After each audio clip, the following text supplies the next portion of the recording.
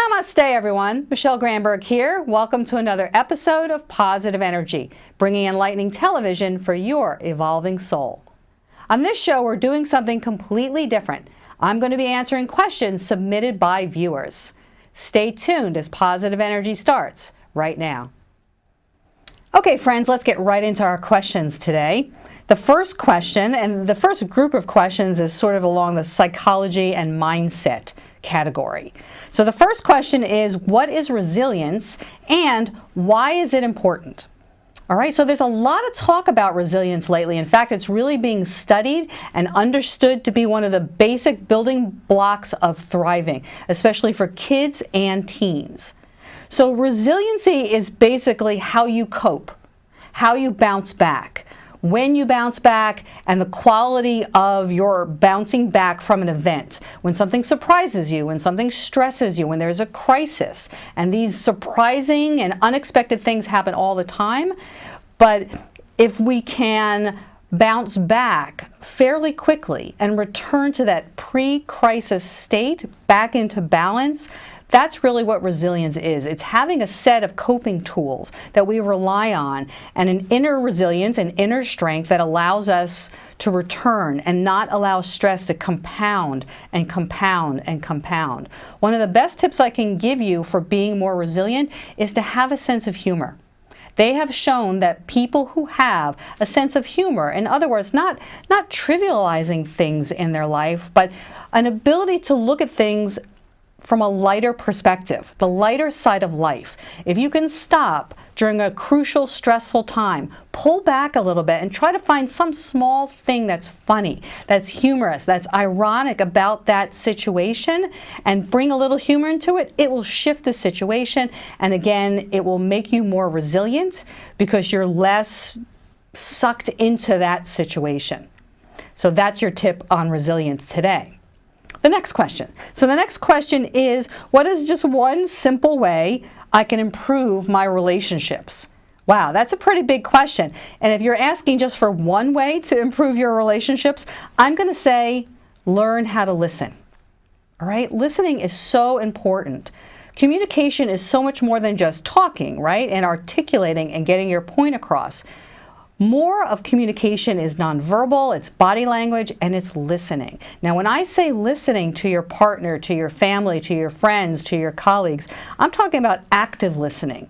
And active listening is a little different than regular listening, and it's not just hearing what someone's saying. Active listening is engaged listening. It's being present. It's not thinking about what you're going to say while the speaker is speaking. Right? But it's being present, it's listening to their words, getting the sense of it, but also the tone, listening for the intent, watching their body language, and not judging what the other person is saying either. And it's whenever you find your mind wandering to the past or to the future, when someone's right there directly in front of you, your partner, your loved ones, bring your attention back. That's such a gift. They're going to receive it like a gift. If your mind wanders, come back to them. Your mind wanders again, come back to them. Give them time and space to speak and just listen and just hear and maybe just sort of reflect back with, I get it. I hear you. Maybe some of those little words before you jump in with your own thoughts or your own opinions. So listening is really a way of showing respect and showing love. Okay, so that's your tip on relationships today. Take that with you. So the next question in the same category is about negative thinking. You don't have any negative thinking, right? Why do I have so many negative thoughts? And what can I do about them? I agree, we have a lot of negative thoughts. Again, I think they've studied this as well, and it's in the tens of thousands every hour or so. We have thoughts that are not only are they negative, but they're also repetitive. So those negative thoughts that we have tend to be very self-reinforcing, right? So each time we have the thought and then we have it again, it spirals and it makes a wheel of thinking that the reason we have so many of these is mainly habit. I mean, there's more to it than that, of course, but you want to start to think about your thoughts, your thinking as habitualized, that you've hypnotized yourself into thinking a certain way, and then you just get caught in that train of thinking the same way over and over again. So how do we break any habit, right? How do we change our thinking? If we think of it as a habit, we want to break the habit, just like biting your nails or smoking.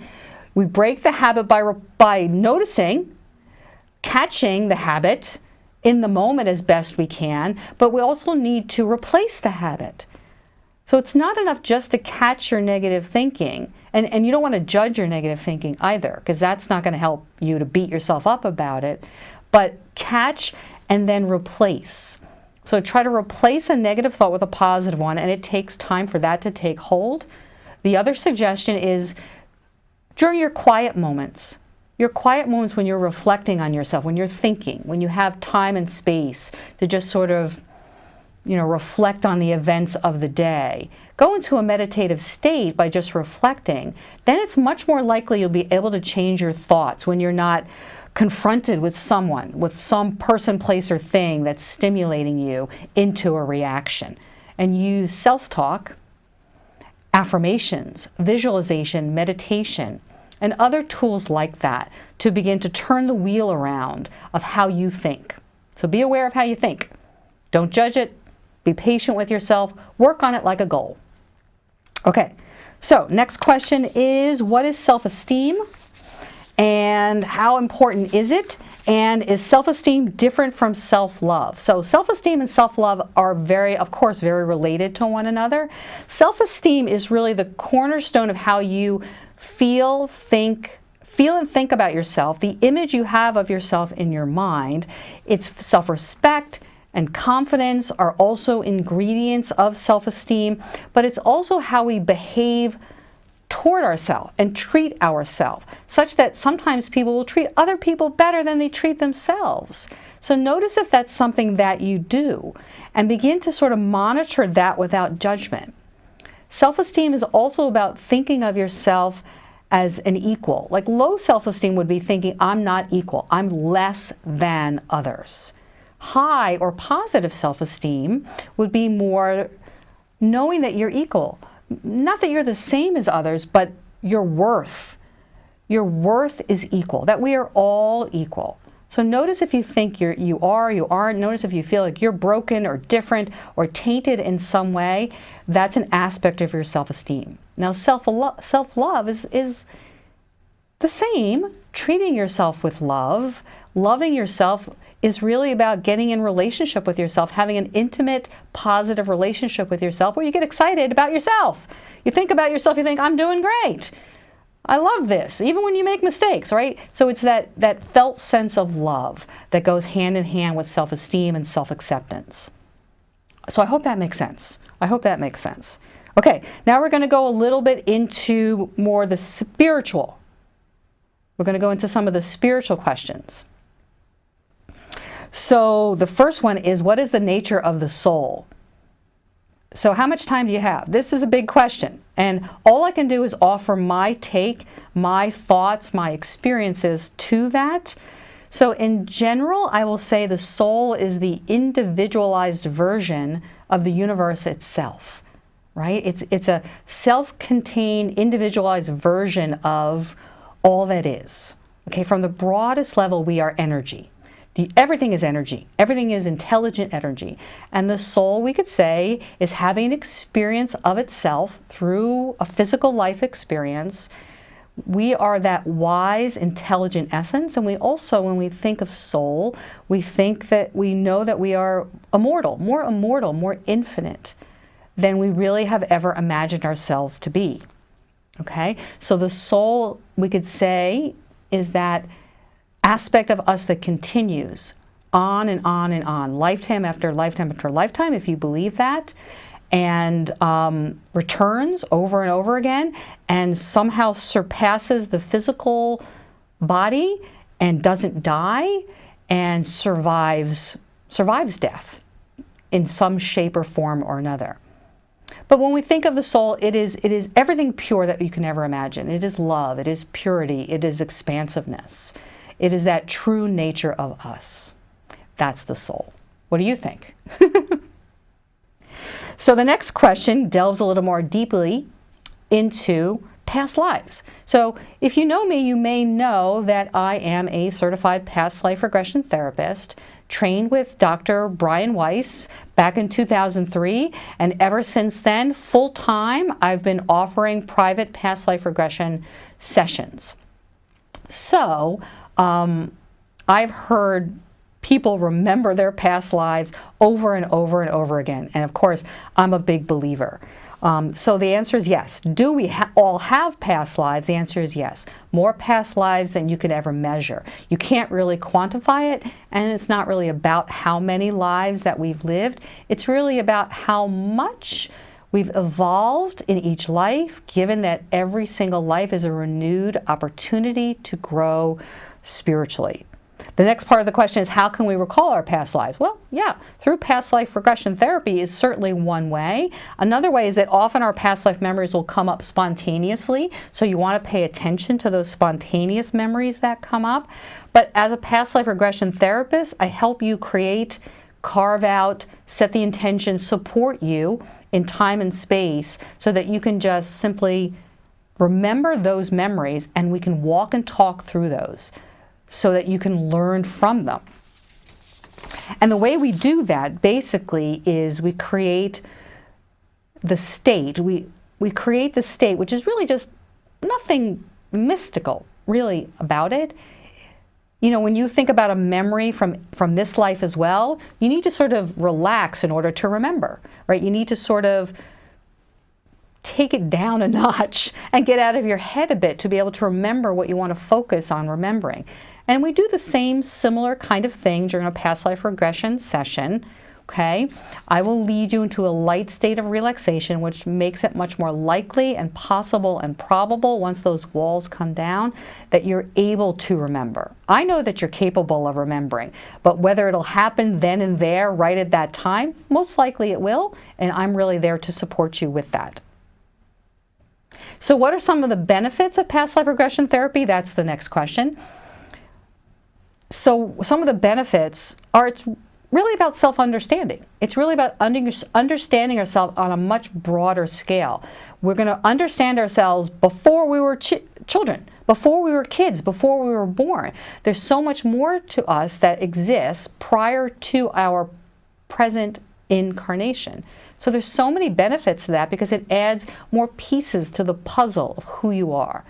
In addition, people start to understand why they have certain fears or phobias that they never understood before, traumas that they've had in past lives, and how those are continuing to affect you today.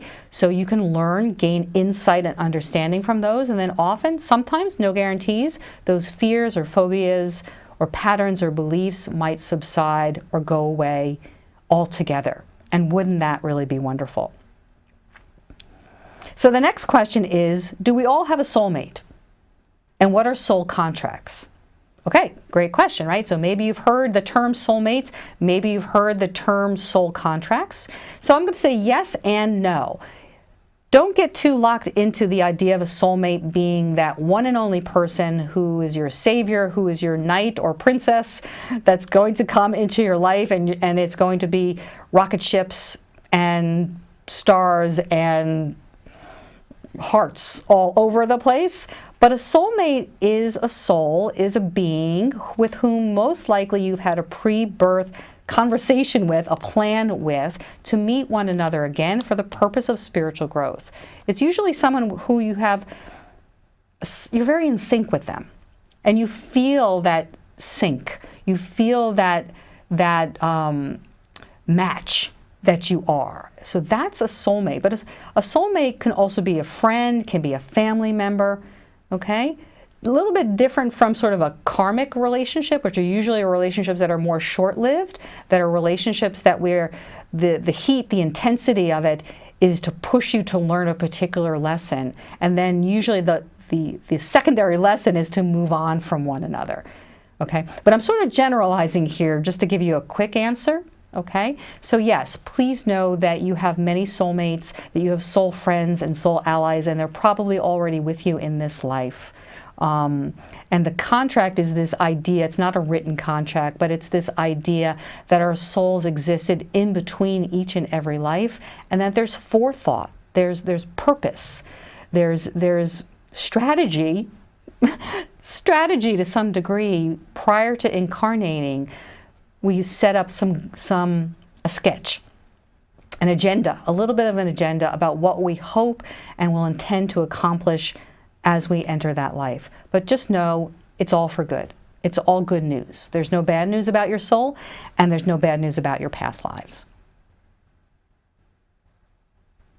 So now we're going to move a little bit into the category of some of these questions, or a little bit about well-being, healing, just being a better version of yourself. So the first question is, what does it mean to heal? Like, what does it mean to heal? We're not just talking about getting a scratch on your skin and that little scratch will heal. Of course it does, and the body heals itself. But we're talking about holistic. How do we heal from a holistic level? What does it mean where we sort of get into that space within ourselves where once again we feel whole? So that's what really healing is. It's returning to that, our nature of wholeness. As a soul, you are really whole. There's nothing really wrong with you. There's nothing really broken. There's nothing really in need of fixing on that level. We don't always relate to ourselves that way. We relate to ourselves as a whole bundle of weaknesses, a bundle of flaws. And sure, we're always a work in progress, but I want you to think of healing as not because you're broken or there's something wrong with you. Think of healing as getting closer and closer and closer to the whole version of me, to the version of me that I really was born as and born to be and can now return to, right? And so that's something that I help people to do, right? To sort of move past all the notions of how broken and wrong they are and remind them of their strengths. You're strong, you are well, you have more positive qualities and attributes than you realize. So I hope that's a good answer. Okay, the next question. I recently lost a pet. Is it normal to feel this devastated? So I am a trained pet loss bereavement specialist. So I completed a training because the loss of a pet is unique in its own way, and the grief is real. So that's the first thing that you really want to know. You're devastated because the grief is real. And for the most part, to some degree, society or the larger collective notion is that a pet loss is lesser than the loss of a human. Now, I'm not really comparing them in an exact way because it's somewhat apples to oranges, but the feelings are the same. Grief is grief because love is love. So for most of us pet parents, when we take a companion into our home and agree to love them and care for them for the duration of their life, that commitment and the fact that they're always, unlike children who grow up and leave the home, right? A pet will always be dependent on you, will always rely on you for care, cannot survive on their own. Okay, so I think there's something about that level of responsibility and the vulnerability that pets are vulnerable, and the agreement that we always want to care for them, we never want to see them suffer, and maybe we start to believe that when they die, somehow we're responsible. We take on that responsibility because we care. So we feel the pain because we love them. Yes. So of course, pets do die, and it is not our fault, you know, and we make decisions and we make the best decisions we can. So pet loss grief is real, therefore you might need someone to support you through the loss of your beloved companion.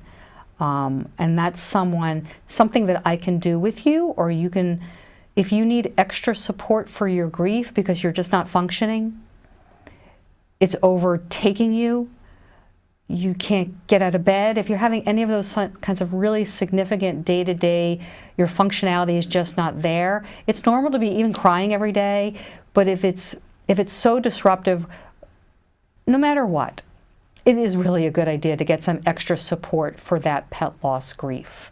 and reach out. Not everybody will understand. Some people will minimize your grief. So those might not be the people that you will reach out to. Maybe reach out to a friend who's gone through what you are going through, or reach out to someone like me. So I hope that helps. It's very hard to lose a pet. So, last couple of questions here, a few more. Get into a little bit of another category around veganism and animal rights. So, question is, what is veganism? Good question, because there's a lot of misconceptions about what veganism is. Veganism is not a diet, although eating plant-based is part of veganism. Veganism is really a commitment. It's a lifestyle, but it's a way of being. It's a commitment and a stance that you will never, in every way that's possible and practical, do anything that brings harm to any animal of any species whatsoever. So that means either directly or indirectly, right? So through your choices or through your direct actions. So veganism really is, in some ways, an inaction. So it's an abstaining from participating in animal cruelty. So I guess you're getting at this point that it's all about the animals. Veganism is about the animals. It is about not agreeing with the normalized animal cruelty that is out there. And I'm going to go to the next question, because it's asking me, why do you fight for animals, and what exactly is meant by animal rights? We're not talking about giving animals the right to vote. That's just silly. A lot of time we get that joke, right? Yeah. So why do I fight for the animals? I don't know. The question might be, why don't you fight for animals? I fight for animals because I've seen the cruelty, I've seen the footage, I know about it, I've read about it, and I can't unsee it. So for a lot of people, that's why they make that change. A lot of people will see what is going on with animals, and it's barely the tip of the iceberg, what you could actually stumble across. There's even so much more going on behind closed doors, and it's so pervasive in so many ways that once you start to see it, you start to recognize it more and more and more. Animals are used, and I believe that all use is abuse. Animals are used for clothing, and they are used for entertainment, and they are used for lab testing, as well as being used for food. You know, and in each of those situations, and there are so many more, the animal goes through so much suffering, so much fear, so much terror, so much panic. And then, you know, at the end of the day, our gaining from the animals is it's sort of not selfish, but it's sort of about us instead of thinking about the animals. So that's sort of maybe I think I went off on some tangents there.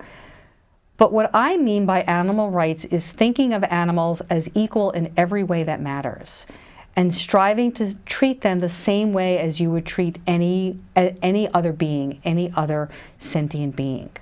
And so if that resonates for you, again, reach out to me. I can help you go vegan if you'd like to go vegan. If you'd like to get more involved in activism for animals, boy, would I be happy to help you do that as well. So, you know, certainly feel free to reach out to me. So the way I'm going to end this now, the show today, is I'm going to invite you to take some deep breaths. So join me in that if you would. Close your eyes for a moment. And then I want you to take in 2 deep inhalations in a row, and then 1 long exhalation with a hum. Got that, right? So a big in, followed by another in, and then a long exhale.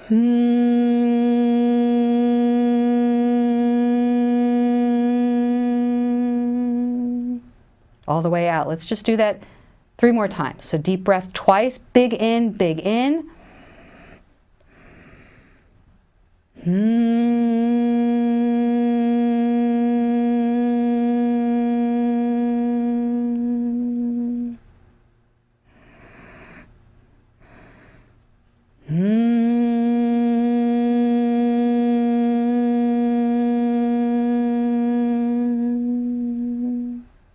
And with this final breath, place your hand on your heart and say to yourself as you're breathing, I am peaceful, I am grateful, I am well.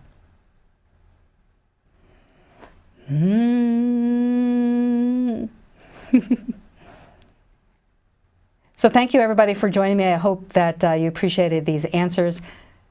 And there's so many more questions out there. So I look forward to more shows to come. Thank you so much.